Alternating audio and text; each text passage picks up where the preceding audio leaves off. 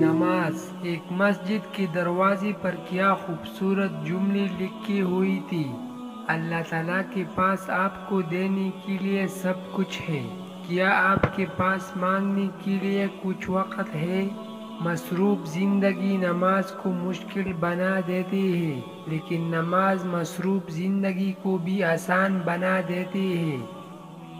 جب تم نماز نہیں پڑھ سکو تو یہ مت سوچو کہ وقت نہیں ملا، بلکہ یہ سوچو کہ تم سے ایسی کون سی خطا ہوئی کہ اللہ نے تمہیں اپنے سامنے کھڑا کرنا بھی پسند نہیں کیا۔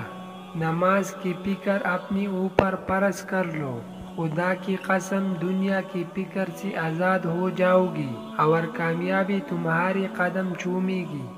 وظننت أنا أني بذلك حزت غنى فوجدت أني خاسر فتلك مظاهر